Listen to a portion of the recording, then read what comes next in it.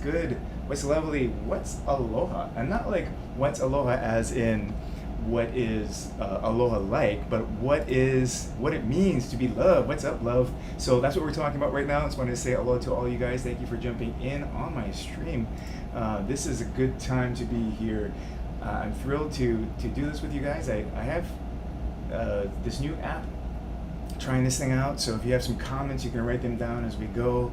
I think there's a little bit of a lag somewhere inside there, so if I miss it, I'm trying to chew gum and talk and push all these buttons at the same time. But I'm super excited to be here because we're talking about a topic that I am really into right now, this idea of resiliency. And when we talk about resiliency, we're talking about what it means to be personally resilient.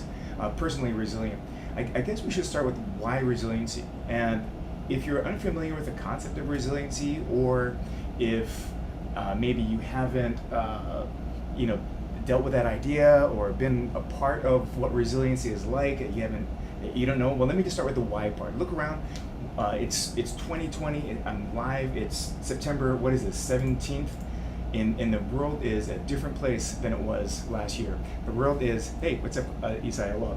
The world is a different place right now. I have all these things beeping on me. The world is a different place. We're living in what I've heard more than anybody else is like this unprecedented times. This time where I've only heard the word resiliency second only to unprecedented. So here we are now dealing with COVID-19, and resiliency is even more important than it was. It's hard to say.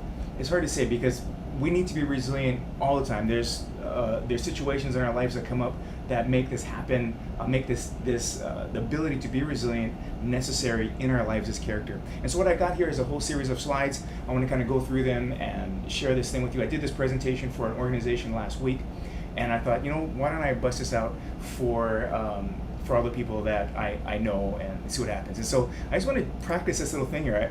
I got a little shout out from my son Isai here. What's up? He says aloha, and I could do that. So it's kind of it's a cool thing. I like being live. I don't like doing things that are kind of pre-recorded. It throws me off a little bit. But let's talk about what resiliency is first. Resiliency, when we look at this word, this is the dictionary definition of resiliency.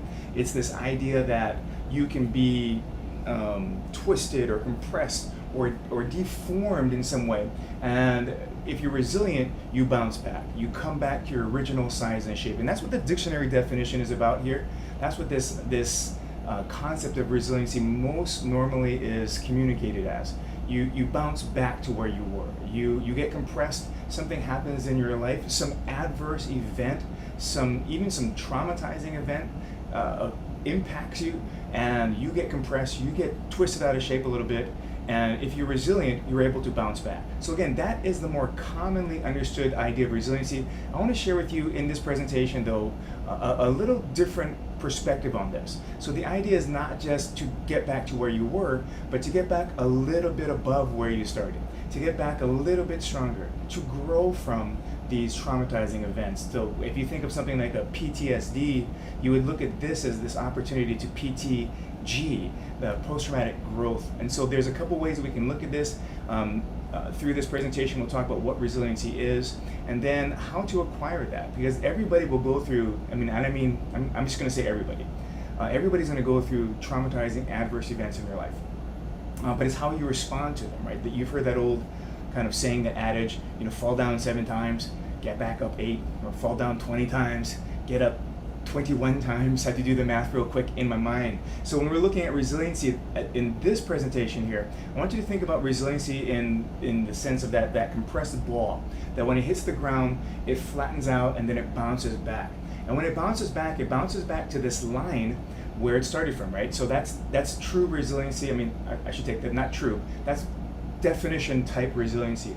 What I'm trying to get to here in this presentation is to drop another ball that maybe start around the same place, but to elevate that line where you started. So you're here, this is your baseline, and the type of resiliency we're talking about here, where you can grow from your adverse event, is to take that line and add a +1 to it. So this is a resiliency plus type of approach, or like an adding type to something that you're going to add to your life. All right, so this idea here is important for us when we think about what resilience is going to be, and I want to share with you that's the dictionary definition, but there's also this idea of the B's. I call them the 3 B's of resiliency, and it starts with this first one, and you probably can guess, like bounce back, right? So these are those little balls that we used to have as little kids, or I kind of still hope that I have some now in my house someplace.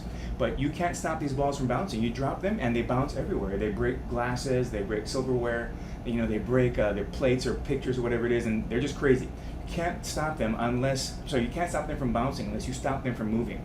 And so the first idea for resiliency here is this idea that if you're staying still, it's gonna be tough. If you're falling, at least try and fall forward is what we're looking at here. Try falling in this forward direction. Let your momentum carry you if you fall. But if you fall, don't stay there. You're gonna try and bounce back up. So that's the idea here of the first one. The second one is bob, and I've never called my fishing floaters bobbers, but I know that some places in the continental U.S. they use that word, and that's the perfect word for this, because it does what I'm talking about. It goes under the water and then it pops back up and it bobs back up to the surface, right? So I had to use it here. So when you're resilient, you're not only able to bounce, this idea of bouncing, but if you get pushed under the water, you are going to come back to the surface. And again, that's that classic dictionary, Webster.com definition of resiliency, where you're looking at coming under, getting back to where you started. And that's not where we want to be, okay? I mean, it's great, but some studies will suggest that, of everybody that goes through some traumatizing events, some adverse events in their life, about half of them are going to be able to bounce back. 50 to 60% of people are going to be resilient. There's some people who are going to never recover. They're going to hit the bottom and just stay squashed. And there's some people, a really small percentage, like maybe 10, 15% of the people will take that adverse event in their life and will actually move forward from that. We'll grow, we'll get stronger, we'll get bigger. And so that's what we want to focus on here, is not just bouncing back or bobbing back up to the surface, but the idea of getting a little bit higher, going a little bit further. When we look at bobbing, for example, I just want to look at this picture. This is Kailani. I love this. I'm never surfing a wave like this, just FYI, everybody. In case you're wondering, oh, Kaala, would you surf that? If you put that in the comments, I will just say no. So I'm not going to join Kai on this. I'm going to look at this from afar. But the big wave surfers nowadays will have these vests that they put on themselves. They'll wear these inflatable vests, and when they get pushed under, if they fall off from one of these giant waves, all they have to do is yank like a string, and it'll inflate. And when I say all they have to do, that's probably a really underwhelming way to say that, because just that little vest is not going to save them, right? I mean, it's going to eventually pull their body up, but if they haven't trained beforehand, if they haven't prepared their bodies for what they're going to go through here, they're not going to make it. If you ever wiped out on a wave, a tenth the size of this, you know how powerful the ocean is, and so you have to prepare for this. It's not just you pull some kind of string or lifeline and you get rescued, and that's how you're going to be resilient. It's not going to work like that. And you can see it a little bit better here on this picture. See that? Yeah. All right. So the next one, when we think about resiliency and the 3 B's after bobbing, and what was the other one? Shucks, I forgot about that. Bouncing, bobbing. The next one here is bending. So this idea of the visual here is this picture of the tree bending but not breaking. And when we look at this bending but not breaking idea, we're talking about this particular tree for me here in Hawaii is the a'ali'i. And the a'ali'i I love. I've maybe once or twice actually seen it live in the wild. But the a'ali'i has an old Hawaiian proverb, and olelo no eau, that it's just unique to this particular plant. And it says this, that he a'ali'i kumakani maiau, I am the wind-resisting a'ali'i, a'ohe makani nanae kulai, no wind, no makani can knock me over. So I love this. It's, sometimes said like in maybe a bragging kind of way, and we're not talking about that particular approach or mentality, but more the mentality that says that I can, the wind will come and it will push me down, but I'm not going to break. So I'm going to stand on that kind of idea. So this idea of the a'ali'i is fantastic for me. I love the picture that it gives to me. I love the idea of this little plant that's going to be able to stand up against the hurricane of things. And when we talk about wind, I want to share something with you guys that is really fascinating to me. Like I talk about this, at my house with my wife, and she's like, yeah, it's there's a lot of stuff on it. Let me pull this thing up here. So this, back in the day, this right here is a picture of the this Biosphere 2. And the Biosphere 2 back, I'm talking like 1990s or so. The Biosphere was this attempt at this experiment where they tried to create all of these different ecosystems in one place. This whole area was maybe a little over two and a half football fields in size. They had a tropical rainforest. You can see that they actually had a little coral reef, which is just fascinating to me. The savanna, the desert. They had all these different things, and so and they put people in it, and they'll drop the people in there, these plants and these animals and fish and whatever it is, and drop them in there to see if they can live self-sufficiently for a long time. Like I'm talking years at a time, and this just trips me out because it's in Arizona. It's weird, and I just saw a TV show in space last night on Netflix. But the really interesting, let me come back to the point of this, the really interesting thing on this particular Biosphere experiment wasn't the fact that everybody was living and doing well, but it had to do with the trees. The trees in this case here, in the Biosphere itself, what they found, they did a whole bunch of research, right? They're trying to see what would happen when they create this ecosystem for them. But the trees they found grew super, super fast. Grew quickly, grew straight up. They're all green and lush. But then what happened was the trees they found tended to be super, super weak. Like the trees would bend and break. So the couple of the commentators, the researchers would say that the big problem, what they found, and this just blew my mind on this, the big problem that they identified for these trees was that there was no wind. That in that biosphere they created all these ecosystems, but they had no wind, and these trees absolutely grew straight up super fast, but without the wind they couldn't create what the scientists called stress wood. And this again, this blows my mind. There's no stress wood inside of them, so they grew super, super fast, but the lack of wind made them very, very weak. And so one commentator said that the lack of wind created trees with much softer wood than that species would normally make in the wild. They grew more quickly than they did in the wild, but were harmed in the long run as a consequence. So wind is necessary, their conclusion, wind is necessary for strong trees. So think about this, right? Wind necessary for trees to get strong. Winds, they say, need to be shaken, bent to grow straight and strong. What they're going to have to do in the future for the biosphere is to get enormous fans and try and blow enough air on a tree to make it think that there's wind, so that there's enough stress wood developed so that they don't bend and then break. And so you can absolutely see the analogy and the parallel for your own life, right? This idea that if there's no winds in your life, you don't get strong. If there's no stress, if there's no pressure, if there's no weight that you have to carry, you're not going to grow strong. You may grow weak, but in the long run, it's going to weaken you. In the long run, you may grow strong or quickly, but in the long run, it's going to weaken you, and it's going to be long-term negative consequences for you. So think about like parents maybe who have raised their children in a super sheltered environment. They're going to grow up and then going to go outside of their parental biosphere into the wild where there's real wind, and as soon as that first wind hits, they don't have the strength inside that was developed maybe from some smaller, less severe wind as they're growing up, and they blow over.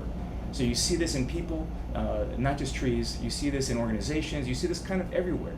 If there's not enough stress, right, then you don't get strong. If there's too much, then it knocks you down. So the idea here for us is the kind of the first thing I want to share with you guys as we get into this is welcome the winds. Welcome the winds in your life.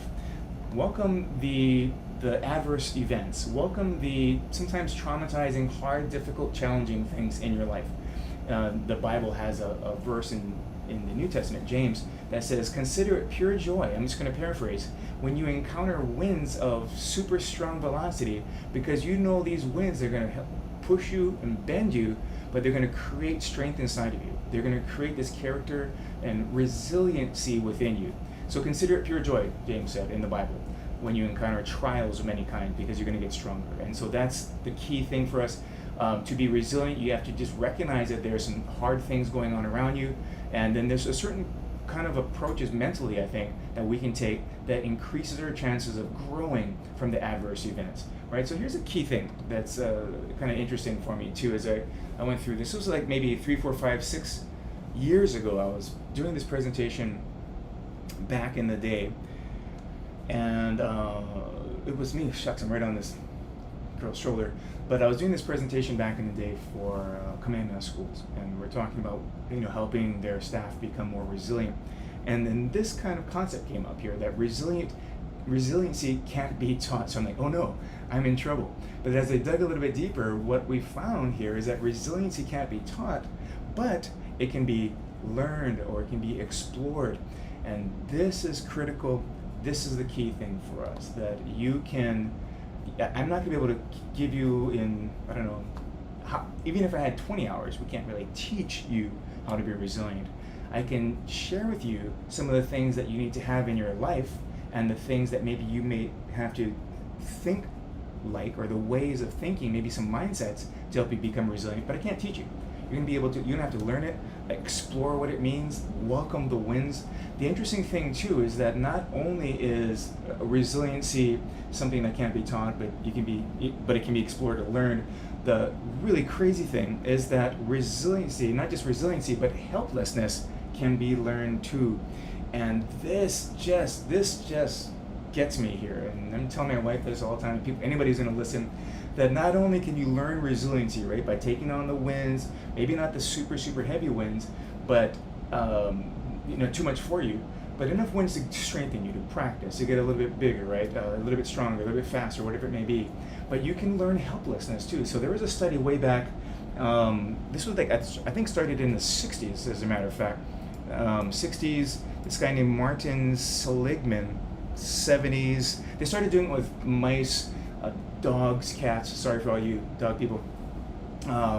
Started doing it with those guys, and then they moved into the 70s by doing this kind of experiments with people. And the tricky thing with people, what they did was they had 3 groups, right? They had group A, group B, group C. And for group A, what they did was they played this annoying, loud sound. They had pulled them in a group, just that group by themselves in a room, and played this super loud, and think of the most annoying sound, the sound that you hate the most, whether it's the dentist drill. I tried to get this on my sound effects, I couldn't make it happen, but like a sound, maybe I do have one. How about this? Can I play that? I don't know if you guys can hear that, but if you can, there was like a little party noise triangle. But if you just have this noise going on and on and on and on, the first group was given this noise, and then they had this little button on the side. And what happened for them was that this they had as soon as they heard the noise, they were able to push the button and stop it. So they're able to push the button, stop the noise, the annoying noise, and they just like, okay, great. So whenever they heard the noise, they could just push the button. The second group, group B, heard that same annoying noise, whatever that annoying noise is that you're thinking about. And then they also had a button in front of them, and they hit the button, and nothing happened. So they hit it again, and they're trying to hit the button, nothing is happening. And for the whole duration of the experiment, think about this, what a terrible group to be in, right? They're in, and they hit the button, nothing happens. And so that's what they get. The third group, they went into the room, there's a red button in front of them on the table, all these people with the red button, nothing happens. There's no noise, they don't do anything, they just sit there, they're the control group. Usually what they did in these experiments was they bring those 3 groups back together again, and the second day, they would have that same kind of a loud, annoying noise, and that same button set up in front of them.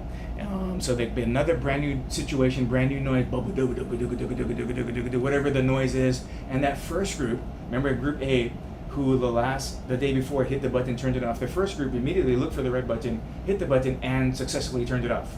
The second group, this was the group that had tried to hit the button. The second group were faced with that same new noise. And so they had this button in front of them, and they did not even push the button. They didn't even try to do it. All they had to do was move their hands about a foot. They did not. So the third group, by the way, the third group was the group the day before had no experience at all with any noise, right? But the third group heard an annoying noise and they reached out and touched the button and the sound went off.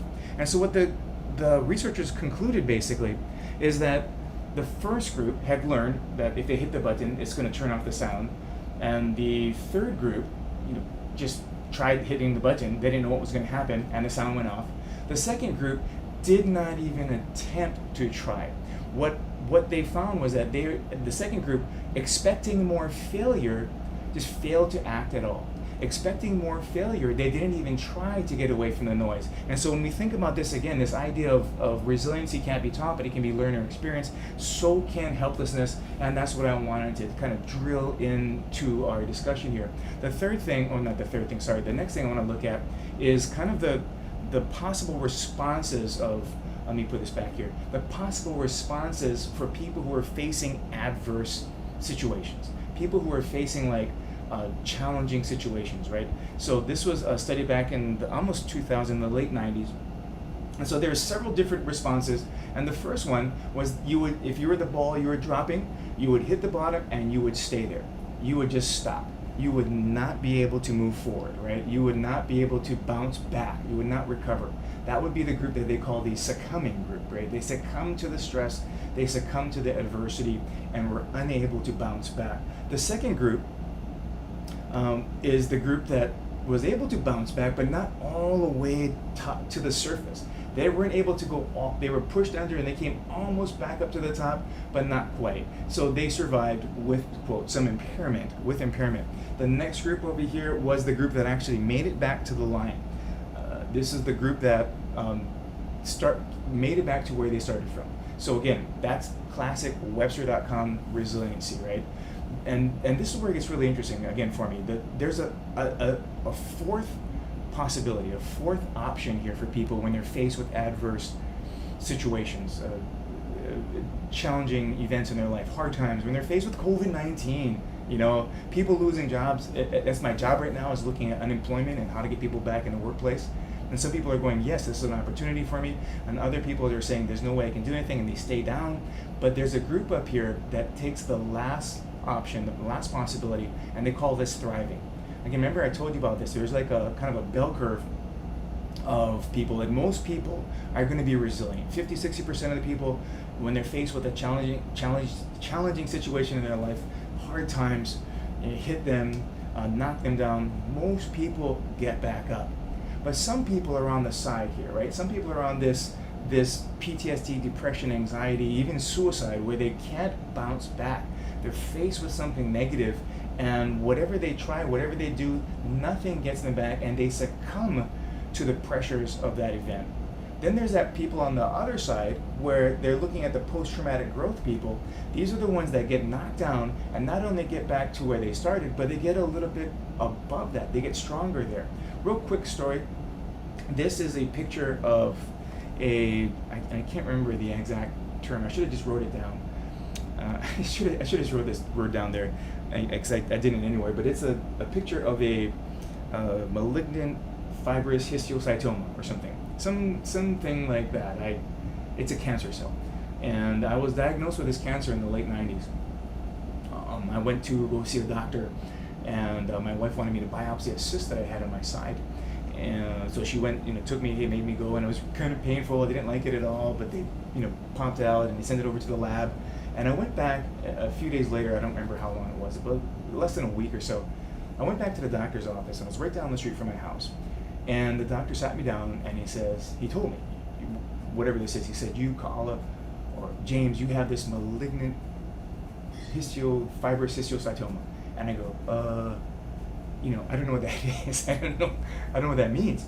And then he says, you have a malignant fibrous histiocytoma. I go, I'm still not getting it. He goes, you have a malignant, I'm like, and he started getting kind of sassy with me. It'd be nice when you tell people you have cancer, because that's what he said. And I didn't know what to do with it. I said, can you just write it down? I remember that he wrote it on a yellow pad, wrote the whole name out, and he ripped off the yellow pad, gave it to me. I walked home from the doctor's office, sat down at my computer on my desk, and I Googled what that thing was. And what I found was something I couldn't understand. I couldn't figure it out. And waited till my wife got home. She was working. She's a nurse at the time. And she came home from the hospital, and I said, the doctor's results are back, and can you check this out? So she sat down, looked at the computer, just to check what the type of cancer it was, and she started to cry. Called her mom, my mother-in-law, almost immediately, and started, telling her. My mother-in-law is a nurse. She's been a nurse for 40 years at the time or something, so everybody knows what's going on. I hear them both crying. My wife turns to me and said, "It's okay, honey. It's okay. Mom's gonna come and stay with us." And I said, "I feel great. I feel better already," which I did. My mother-in-law is great. So anyway, everybody was just super bummed and super sad. And long story short here. Well, long story. Maybe long story to a month. So the next 2, 3, 4 weeks go by. Everybody's super bumming, kind of sad. My youngest son, Micah, who's 25 right now, must have been around 4 years old or something. So this was a while back, I don't know, late 90s. I can't do that kind of math. So he, he's praying. Our church is praying. Kids are praying. We go back to the doctor's office, and the doctor. I go to sit down. This is a different doctor, oncologist. I sit down and start to fill out the new patient form, and he says, no, come sit down in my office. So he brought me and my wife in. We sat down, and he says, me and the other doctor, we looked again, and we changed our mind. We don't see the cancer. And I was like, great, we're out, let's go. And my wife was like, wait, I want to know what happened, what's going on. And so we went through this whole procedure, this doctor thing. They had sent it over to Harvard, and different view. They had also agreed that it was the same thing as well. But they looked again and they didn't see it. And I not want to look the gift horse in the mouth. So I said, good, we're out. And I to this day, I don't know what happened. All I do know is that I'm pretty grateful for people praying. And number two, it changed my life. It changed how I think about these kind of events, because for that 2, 3, 4 weeks before I went to hear this, we changed our mind from the doctors, I was thinking, what am I going to do with the rest of my life? And was faced with really a drastically shortened lifespan. My wife had a patient who had this same cancer come into the hospital as one of her patients in the ICU. In the ICU, and what happened was his daughter came in. This was November. Daughter came in November, Christmas time, started singing Christmas carols with her dad. So they're singing together. They're trying to do Christmas dinner together. And then by the early part of the next year, January, February, he passed away. So it was pretty intense, and it was pretty a difficult time. I took all the time to explain that story to you, but there's some things that happen for people where you can tell which stage you're at. Did you succumb? Did you survive but with some impairment? Did you get back to the way you started, or did you actually thrive and grow from this? Did you experience some post-traumatic growth? A couple things here I'm going to pop up on the screen. The first one is that people who have experienced this post-traumatic growth will generally see that they appreciate life more. They look around and the colors are brighter. The sun's more beautiful, the night sky, the stars. They experience that and they just appreciate it because they know that they maybe wouldn't have had it if things were different. The second part is that there's a changed sense of priorities. What's going to be important to you, before you go through some trauma, maybe is going to be different when you come out of that. The third thing is that they tend to value their relationships more, so they work to try and make those relationships better and stronger and warmer, more intimate. There's more of a sense of their own personal strength. You can get through some things if you've ever been through some hard times, and most people have. Again, 50-60% of people are going to do that. If you've ever done that and experienced some growth, you feel a little bit stronger. If you've ever exercised, and you're stronger now than you were before, that's you've grown, right? And the idea of exercising is interesting too, because if you lift weights, your muscles get torn by that weight, and it's in the repair time that you get stronger. So the day after you work out is when you get stronger, not when you're underneath the bar, not when you're doing the heavy lifting. And if you're just getting stronger a little bit at a time, every week, maybe you get 1 or 2%. It's not flamboyant and it's not flashy, and you're probably not going to sell things on Instagram by saying, hey, let's get a 1% stronger every week. Most people are not going to like it, but at the end of the year, when you're 52% stronger, that's when things happen. So this kind of stuff is important. The last thing is that generally people who've gone through this post-traumatic growth include recognize that there's new possibilities in their life. There's opportunities even spiritually, and whatever your spiritual beliefs are, there's things that go on that is different for people who've gone through these kind of things. So that's the kind of the sort of the background, the backstory of what you need to know about what resiliency is. For the next 15 minutes or so, I'm going to share with you the mindset that allows you to hit the bottom sometimes and then bounce back to not just the resiliency, but to be able to thrive, to get to that +1 bump in resiliency because of that adverse event in your life.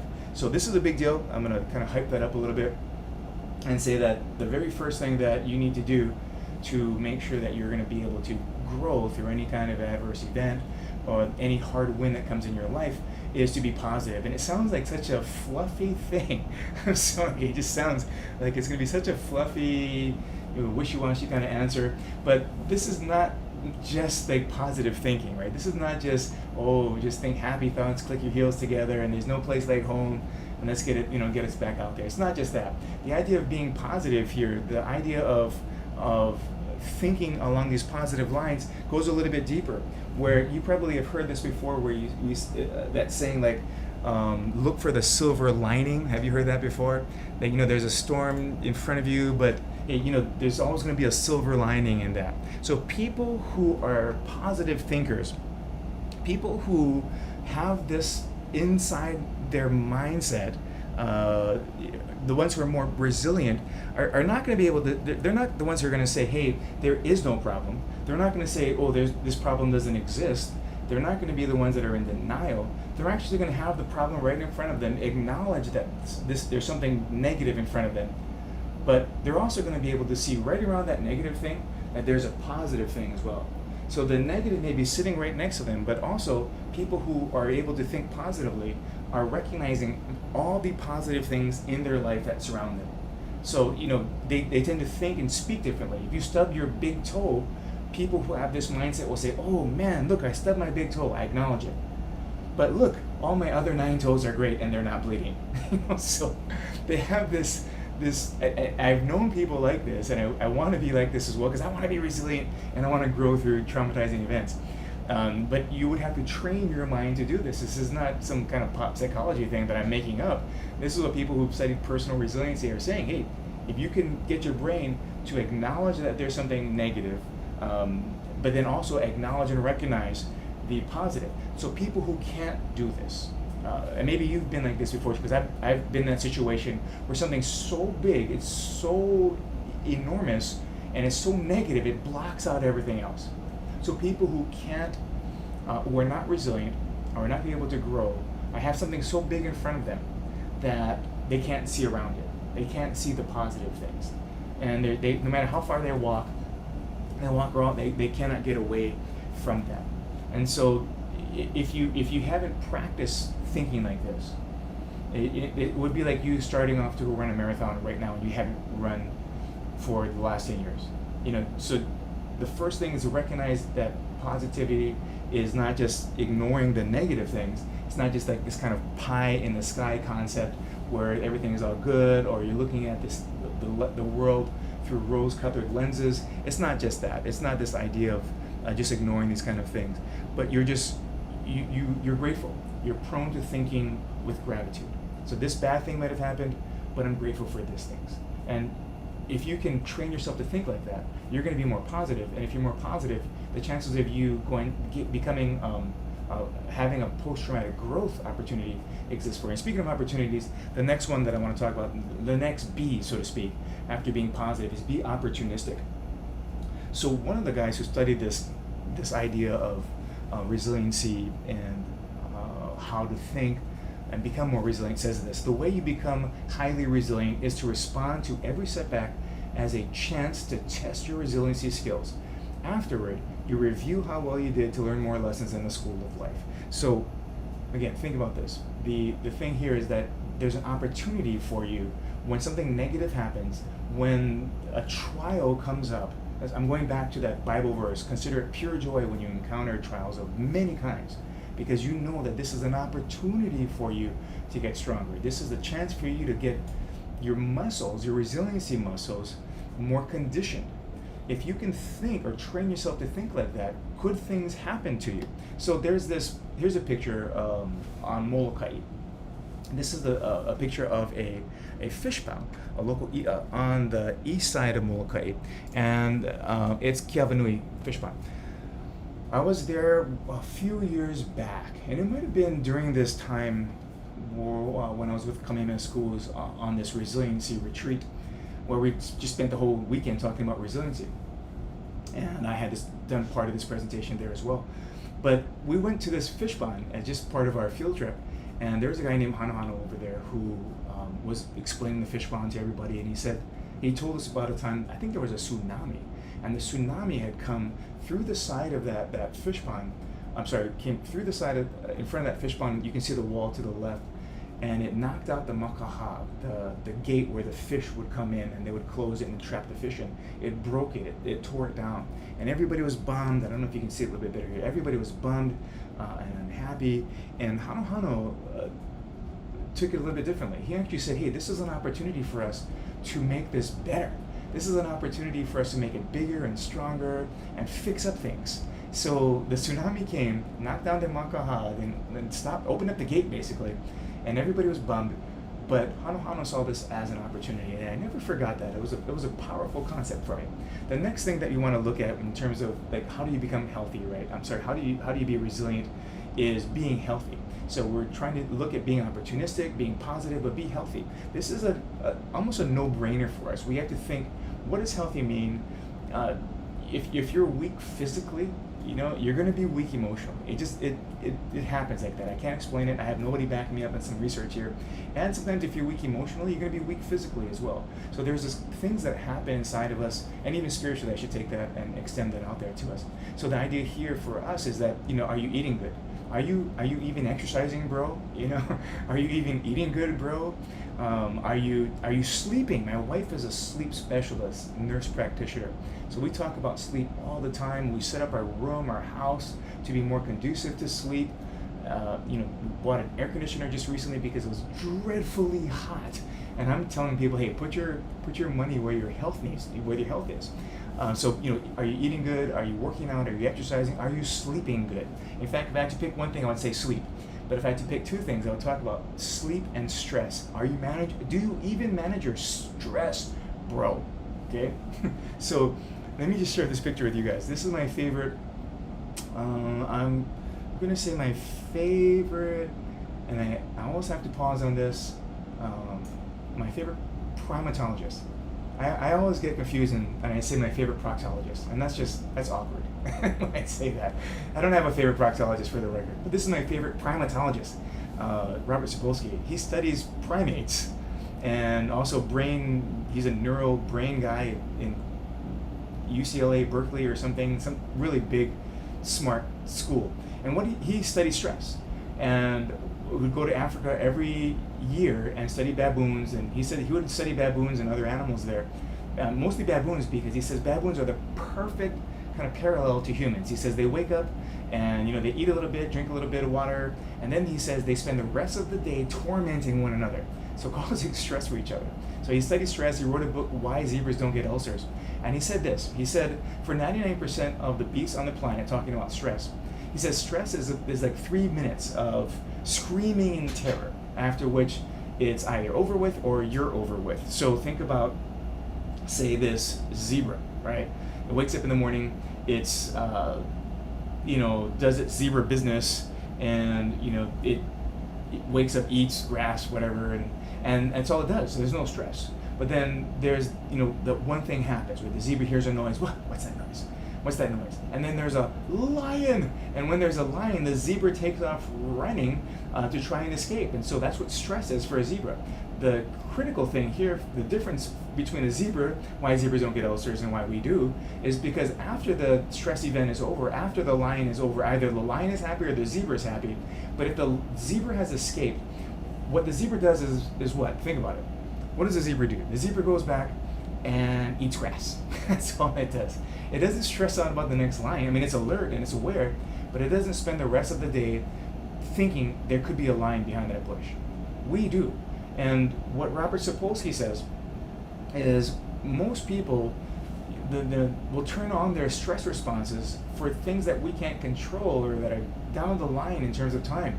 Most people, he says, will turn on their stress responses for 30-year mortgages, for rent.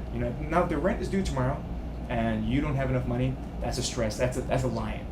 But the rent, the mortgage that's not going to be due, for a while, or it's like 30 years out, and those kind of things, we treat it like a lion. And so we're constantly at this elevated level. And so there's different stress responses, different ways that we can talk about stress. And I'm going to share just a couple things with you guys that, like, how do you deal with stress? So try to be healthy and be resilient. So a couple things here. First of all, let me put this up on the screen. Just breathing, number one, will help you to control your stress. And I say this, count to 10, 1 to 10, and then 10 to 1, and it does something. I don't know what it does, but it does something like it makes your brain start counting and thinking about things. If 1 to 10 is too easy for you, start doing math. Do multiplication tables, the hard ones, like 2 times 2. Just kidding, even though that's hard for me. So it's something that will take your brain off of whatever's in front of you, because what Sapolsky found was that your body, your brain, can't differentiate between a real line and an imagined line inside of you. So if you're stressing about things that are not happening, they're not threatening you right now, it's going to create the stress response, and your body's going to go through that whole adrenaline, and it's going to kill you. That's this whole point. So the next thing over here is chew gum. This is a weird one. I'm going to go quickly through this. Cortisol will drop, and cortisol is that stress hormone. 16% decrease there. If you have music or you like listening to music, sometimes what you can do here is play your sounds, and it'll help you. So if you've ever listened to relaxing music, or sometimes just think about the opposite. If you have a workout playlist, anybody, right? You have a workout playlist, you play the music, they get you pumped, and you're like, yeah, let's go. And soothing music will do the same thing. It'll kind of calm you down a little bit. The next thing over here is visualization, and then just take your mind someplace else. It helps you. The last one, I'm not going to talk about this as much, even though it's kind of funny, progressive muscle relaxation. And real quickly, let me go through this kind of stuff. I'm running out of time. Journaling, super important for people. If you've ever kept a journal and you only write negative things inside there, I probably don't go back and read it, because it's just going to make you feel sad. But so maybe drop in some grateful things too. Again, maybe think about if you've ever done a gratitude journal. That's a great way to do this. But if you're writing negative things, look around that negative thing and see what's positive around you. Just work at it as a discipline. So journal, music again comes up. Sometimes tea. This is a weird experiment where they found that, I think it was actually black tea as well. So 47% decrease in cortisol from drinking tea. Whatever. I know there's caffeine inside of it. Massage, for sure. If there's somebody around you, they can massage your feet, shoulders, whatever. Get a professional massage. That'll help you with dealing with chronic stress. Going to church, just church attendance. Show up. 25% decrease in your cortisol. Yeah, I'm not here for the donuts or coffee or whatever. I just want to get my cortisol drop. The food that you eat can also cause stress, so you track that. A lot of stuff on diet and food and things. And the last one, second to the last one, exercise. Last one here is sleep. This is my go-to one. If you're not sleeping good, that just starts this whole negative spiral of things. So being healthy, right, was one of them. When you start thinking about resiliency, be positive, be somebody who thinks not just about the negative, but acknowledges that on the side of you is also positive things here. But you're also going to try and be healthy. You're going to be opportunistic. You're going to see something that comes at you hard, say, great, right on. I'm going to consider this pure joy because it's a chance for me to get resilient. The next thing over here is to be a learner. And learning is interesting. So you're constantly trying to grow how you think. Even this particular webinar that we're on right now, there's live stream or something like that, but there's a great Olelo no Eao Hawaiian proverb that says that the knowledge, that the way that you learn is not just in one place. It's not just in one halau. There's other places you can learn. You can go to the beach and learn things. You can go on YouTube and learn things, right? You can read books and learn things. But be somebody who is growing your brain, strengthening your brain, getting new ideas inside your brain, so that when you're faced with something, you're not trying to cram resiliency, because you just can't do that. Sorry. You just can't do that kind of thing, that kind of idea. When you look at learning, I have this thing I want to share with you guys from Eric Hoffer.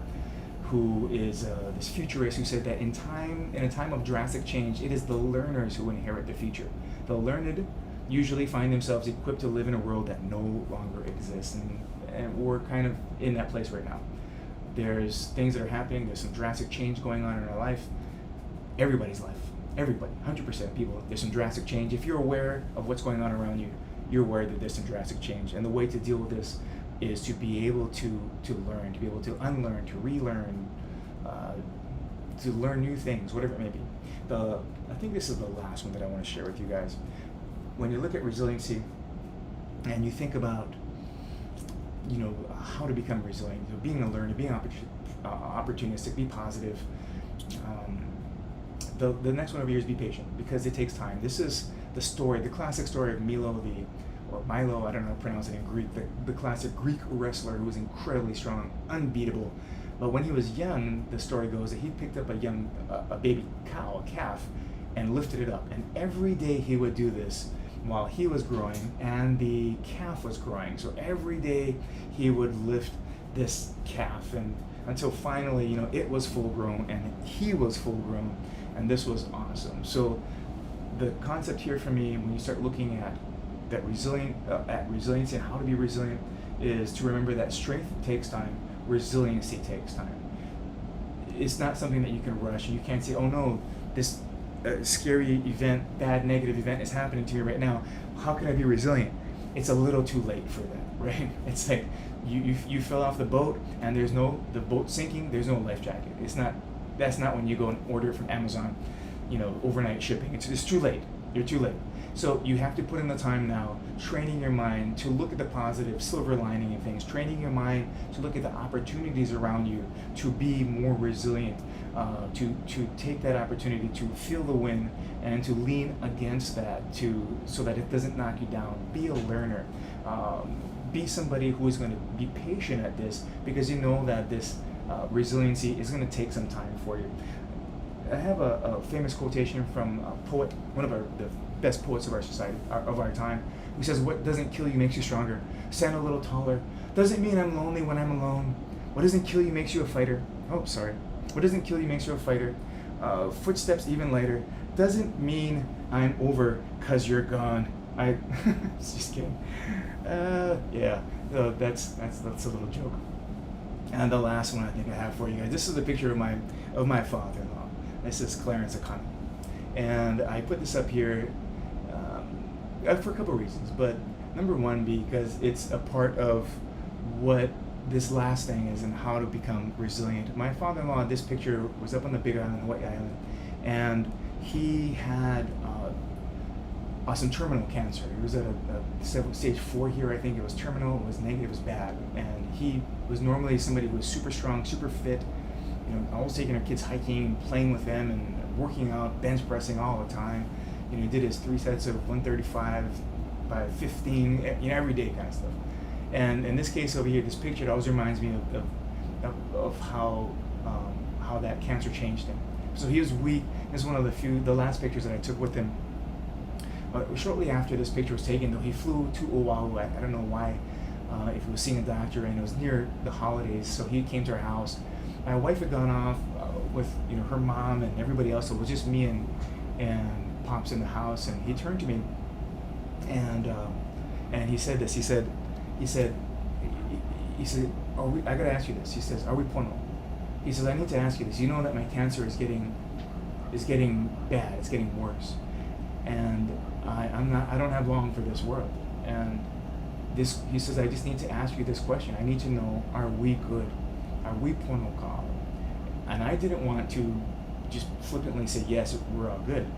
My father-in-law wasn't somebody who talked a lot. He wasn't, like a lot of words a day, like some of the other people. So when he asked me, we were talking, I took this kind of thing seriously. And I had been married to his daughter for over 20 years, I think, at this time. Close to 20 years, at least. And so there's drama. There's things that happen in every family. And so I couldn't just ignore things. And so I looked at him, and I looked at him across that table, and I said, "Pops," I said, "we're good. We're good. We're pono." And if you don't know what pono is this idea of being right with other people. That's what he was asking. Are we good? After all these things that we've gone through, are we good? Can I die knowing that you'll take care of my daughter, my grandchildren, my mo'opuna, my wife? Can I die knowing that we're good, God? And I said, Pops, we're good. We're all good. And he looked at me, and I never forgot. And that's kind of like almost the last time we talked about it. Except that I told him, I said, Pops, I said, I'm working on like a book. I was writing a book at the time, Pono. And I said, I got stuck. I can talk all day. I can do this live thing. I just spit out words nonstop. But when it came to writing, I'd be like, the dog, just like pulling teeth to write words. And so I said, Pops, I got stuck. But I think just this our time here has helped me to kind of wrap up this book. And he says, okay, boy. He says, you go finish this book before I die. I'm like, oh, easy, Pops. That's a little bit too much pressure. He goes, no. You go finish this. And I did. I took my laptop with me, my iPad. I wrote everywhere.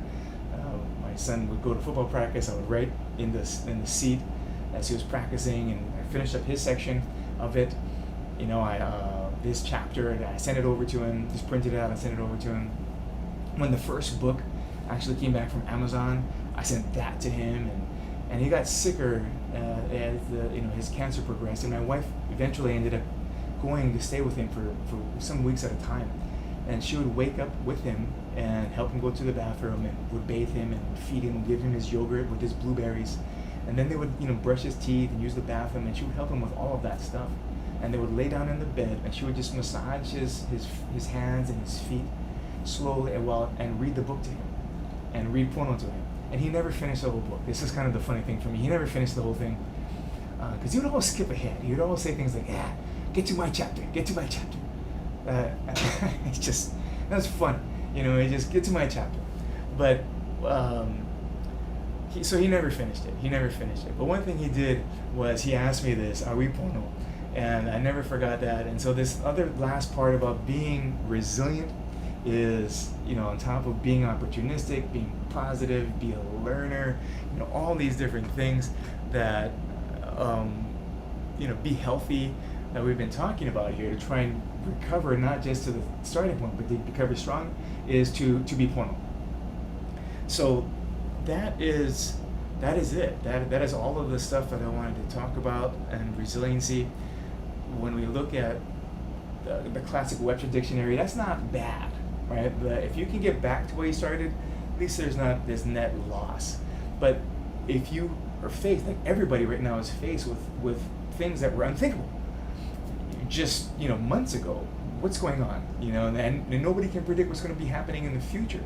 But what I can tell you is that if you take these mindsets with you, you start to develop this concept of resiliency, or try and acquire that, learn that, because I can't teach you, right? But if you can learn to be resilient, that no matter what happens to you, whatever winds come and face you, then that's going to be something that you're going to be able to get through. You're going to be like the a'ali'i plant that says there's no wind that can blow me down. So you're going to be able to bend, you're going to be able to bounce, you're going to be able to bob and get back up to the surface. But hopefully what will happen as you start to cultivate these ways of thinking in your own self is that you'll not only get to where you started, you'll get a little bit higher, you'll get a little bit stronger, you'll get a little bit faster, you'll be able to receive all of these different events in your life, the negative ones, the hard ones, the challenging ones, the tough ones, and then you'll be able to see that right in front of you, acknowledge it, and look around and see all the positives. So that's it for me.